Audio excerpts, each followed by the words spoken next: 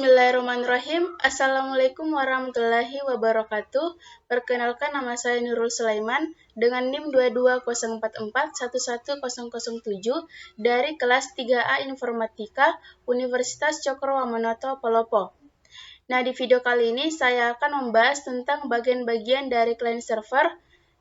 Lanjut saja kita ke pembahasan pertama, di mana ada pengertian client server. Nah, client server adalah suatu bentuk arsitektur di mana klien adalah perangkat yang menerima yang akan menampilkan dan menjalankan aplikasi atau software komputer. Dan server adalah perangkat yang menyediakan dan bertindak sebagai pengelola aplikasi, data, dan keamanannya. Jadi, client server adalah hubungan di mana satu program atau klien meminta layanan atau sumber daya dari program lain atau server. Selanjutnya, ada fungsi client server. Yang pertama adalah untuk memudahkan akses dan mengelola informasi. Dengan client server, kamu bisa mendapatkan suatu informasi dengan cepat, bahkan menunjang pekerjaan karena dapat mengakses informasi dari mana saja. Yang kedua adalah membuat data pribadi kamu terlindungi. Sebab client server memiliki model yang menyediakan perlindungan data dengan kontrol akses melalui kebijakan keamanan atau security policy. Hasilnya tidak bisa sembarangan orang mengakses data kamu, karena perlu diakses. Dan ketiga adalah sebagai tempat cadangan data. Di samping melindungi data kamu, client server dapat menyimpan semua data, sehingga jika kamu mengalami kehilangan data, kamu punya backup untuk jaga-jaga. Selanjutnya ada komponen client server. Secara umum, komponen client server ada 3, yaitu ada client, middleware, dan server. Lanjut saja kita membahas 3 komponen ini. Yang pertama ada client. Client adalah terminal yang dipakai operator untuk mengambil layanan tertentu yang dibutuhkan. Terminal yang dipakai client bisa berupa PC, televisi, ponsel, dan perangkat lainnya. Fungsi client sendiri adalah sebagai pengirim pesan permintaan ke server. Lewat terminal client ini, kamu bisa masukkan data yang dibutuhkan dan informasi yang dicari akan muncul di perangkat yang dipakai. Yang kedua ada middleware. Komponen perantara ini sangat penting untuk menghubungkan server dan klien. Dengan adanya middleware, server dan klien bisa berkomunikasi dengan mudah. Perangkat middleware bisa berupa Translation Monitor atau TP, Remote Prodigy Calling atau RPC, dan Object Request Broker atau RB.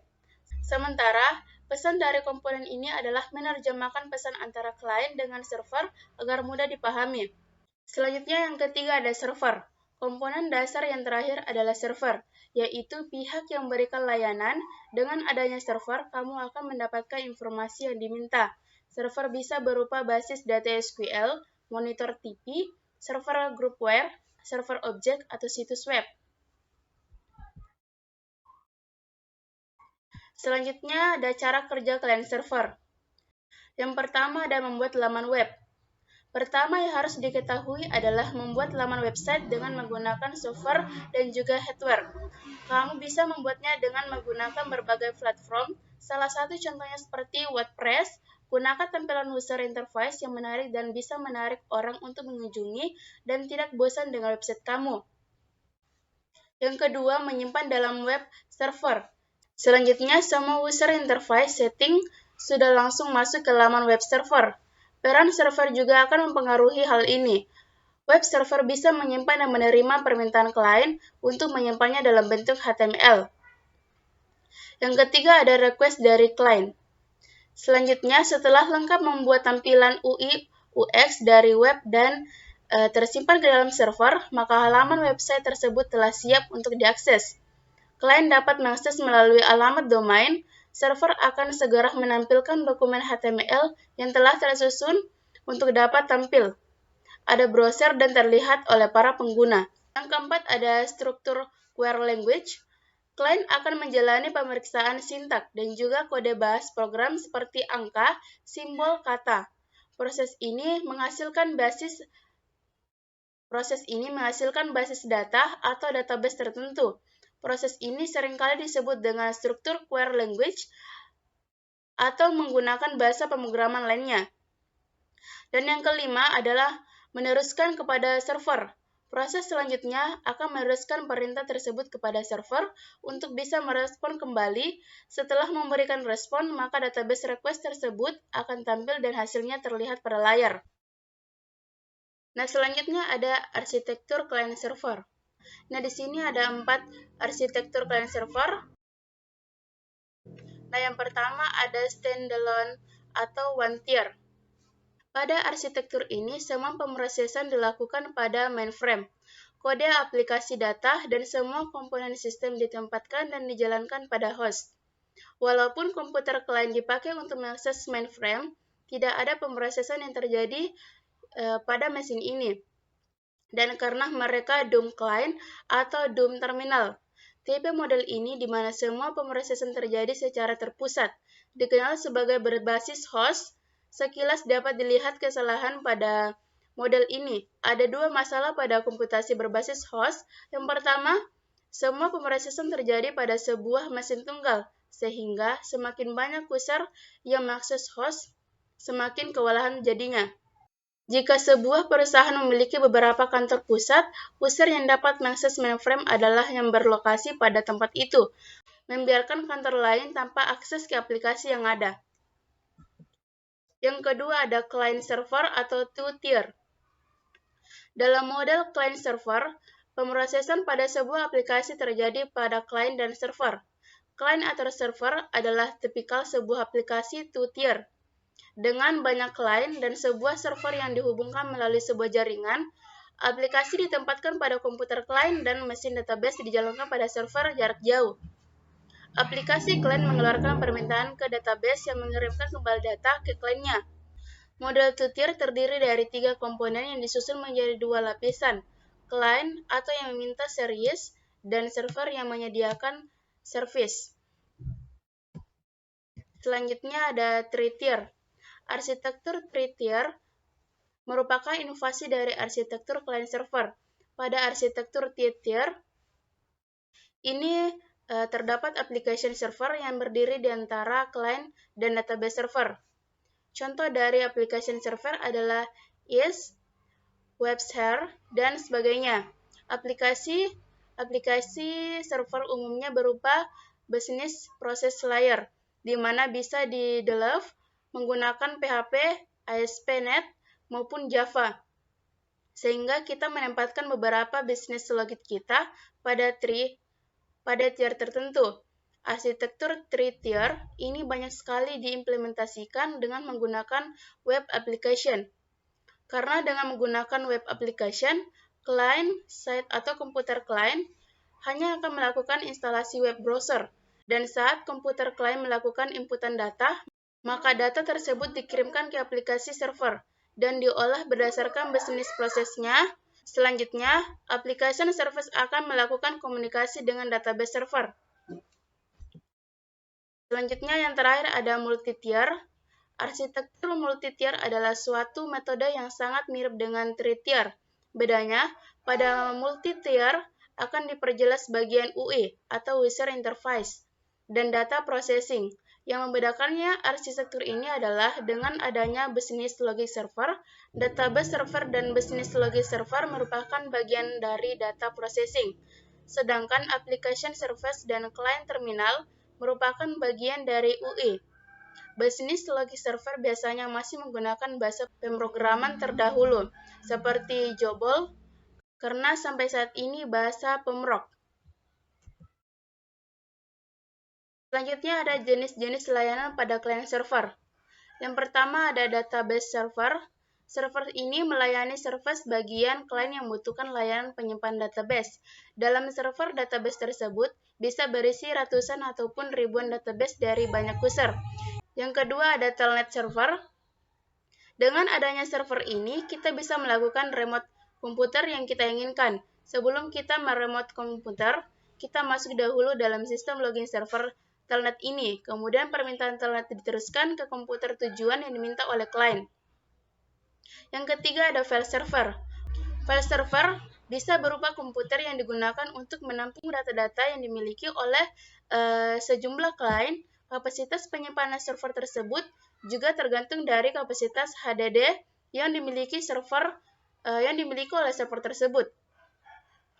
Selanjutnya ada game server. Game server merupakan server yang digunakan untuk pusat untuk menghubungkan antara pemain atau klien dengan pemain yang lainnya. Selanjutnya, application server. Dalam fungsinya, server ini merupakan komputer server yang digunakan untuk menjalankan suatu software application. Selanjutnya ada proxy server. Pengertian proxy server bekerja dengan menjembatani komputer ke internet. Program internet seperti browser, download manager, dan lain-lain berhubungan dengan proxy server, dan proxy server tersebut yang akan berkomunikasi dengan server lain di internet. Selanjutnya ada fax server.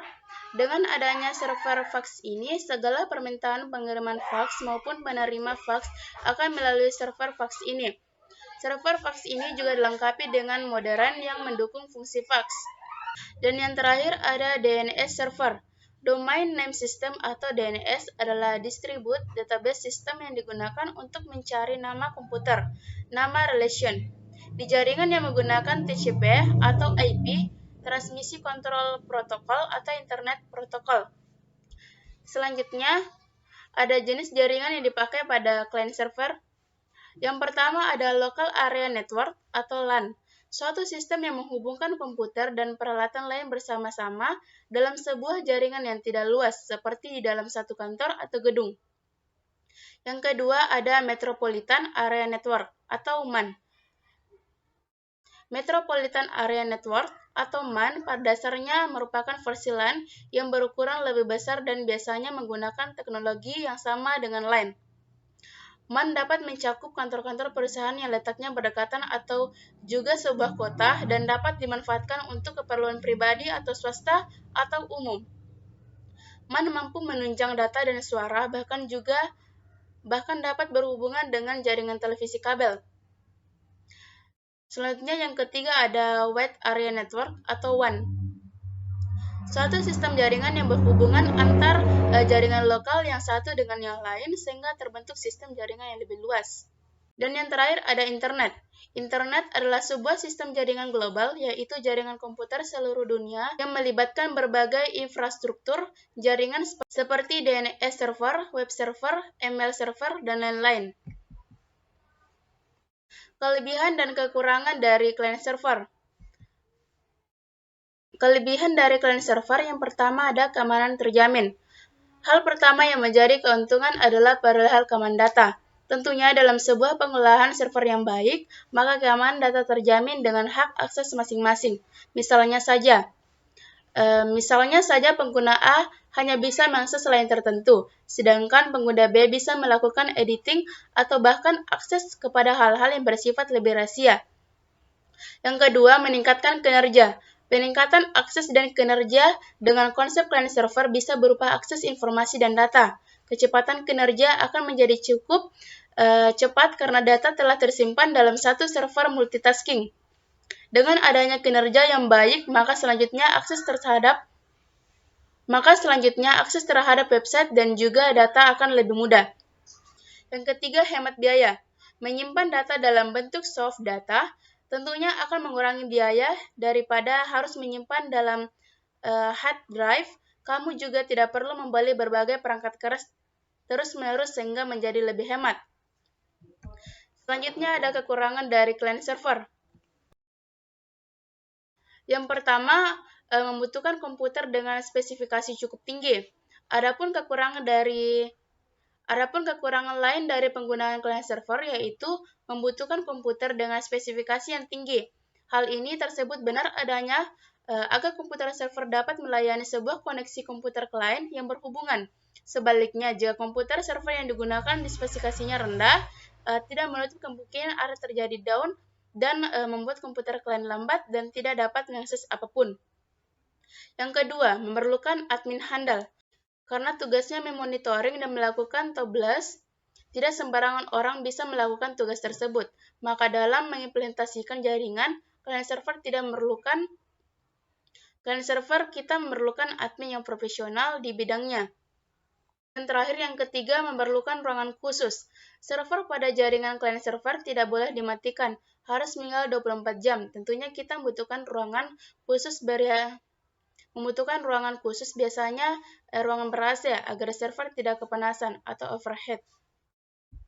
Selanjutnya ada kesimpulan. Kesimpulan dari client server adalah suatu bentuk arsitektur di mana klien adalah perangkat yang menerima yang akan menampilkan dan menjalankan aplikasi atau software komputer, dan server adalah perangkat yang menyediakan dan bertindak sebagai pengelola aplikasi data dan keamanannya. Fungsi dari client server adalah untuk memudahkan akses dan mengelola informasi dengan client server. Kamu bisa mendapatkan suatu informasi dengan cepat, bahkan menunjang pekerjaan karena dapat mengakses informasi dari mana saja. 3 komponen pada client server. Yang pertama ada server, yang kedua ada middleware, yang ketiga ada client. Server juga dapat bertugas untuk memberikan layanan berbagai pakai berkas atau file server, printer atau printer server, jalur komunikasi atau server komunikasi, dan lain-lain. Model arsitektur client server ada 4, yaitu one tier atau standalone, yang kedua ada two tier client server, ada three tier, dan multi tier. Nah, itulah pembahasan saya dari client server. Saya akhiri dengan wabillahi taufiq wal hidayah. Wassalamualaikum warahmatullahi wabarakatuh, dan terima kasih.